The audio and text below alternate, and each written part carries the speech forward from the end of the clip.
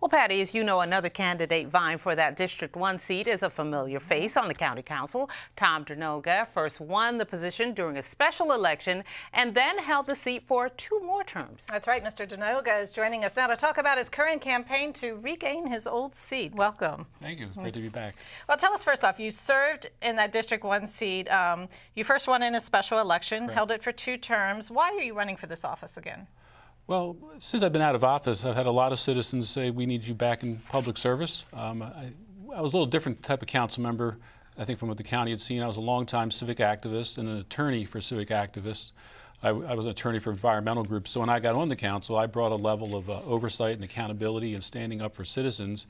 And I represented citizens in the sense of around the county, people could come to me and they know that I would help them with the problems that they had. So I think I can bring that back to the county government. Got a double question for you. What do you think is the #1 issue facing the county and then that District 1? What would be the priority there for you? Well, education is always the #1 priority. But the reality, once you serve on the council, is you realize you can only do so much with education as a council member. It's really the Board of Education's responsibility, or I guess lately it's been the county executive's responsibility with the way the current setup is. There's things that you can do to support education, and I think that would be the #1 priority. But I wouldn't want to put aside working for job creation, particularly higher quality jobs. We've had this problem for many, many years where so many of our residents have to leave the county to have a high-paying job, a technical job, you know, in sciences, computers, in government. We haven't had government agencies come in. And I think that's tied to education. I mean, that's always been one of the knocks on the county, is that people feel the education system is detracting from job creation. So we need to work on those 2 things together. Just briefly, for or against the current hybrid system, would you like to see it go back to all elected? I would like to see it go back to all elected. Clearly, the current system is not working. I think we have a lack of oversight and accountability because of the current system. It's become way too political. But we've learned that all elected hasn't solved the problems either. And I think the issue is getting quality people who aren't tied to politics and are willing to stand up and be independent is the issue. I didn't answer your other question. The #1 issue in District 1, to me, it's getting High Point High School rebuilt. That's something that's been sorely lacking and sorely needed. It's a sprawling campus. It's the oldest high school in the county by far.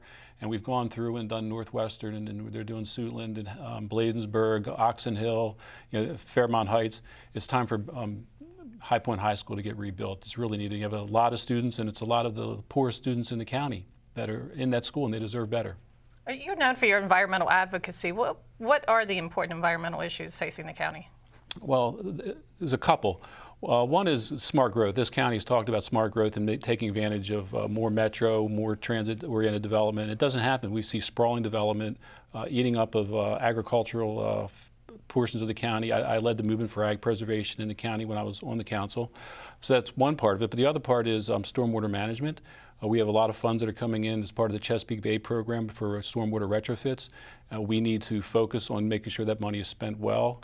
The Anacostia can be a resource. It's becoming a resource. The Anacostia Watershed Society has done a fantastic job, but they have so much more to do. Patuxent is under threat. We've got development along the Patuxent. They're putting 500 houses in the floodplain of the Patuxent River up in my district, and that's just not the way to go about enhancing the environment. Now, we did a little digging on your website and found out that you said you want the council to be more open and transparent. What do you mean by that? And how would you go about doing that? Well, for whatever reason, I don't recall ever signing up for a county council member's email newsletter, but I get a lot of them anyway. And they're very good at talking about things, you know, ribbon cuttings and farmers markets and things like that. But when there's controversial issues in the county, you don't hear as much about those things. I haven't heard a lot of discussion from the county government about the graduation rate. It's mostly, oh, that's not a problem, don't pay any attention to it, and things of that nature. I mean, there was just a big debate last week from civic activists about development in the southern part of the county, where the county was talking about rezoning 2,000 acres of agricultural land to the highest density zone that we have in the zoning ordinance. Those kind of things need to be transparent. You need to have real good discussions around those. The county council does text amendments, do spot zonings all the time. That's not the proper way to do zoning, so we're doing zoning improperly, and it works against the citizens. It's unfair. Just briefly, about 30 seconds, can you tell us why you want to repeal the 2015 property tax increase? On your website, you had mentioned that. No one's talked to me about that in a while.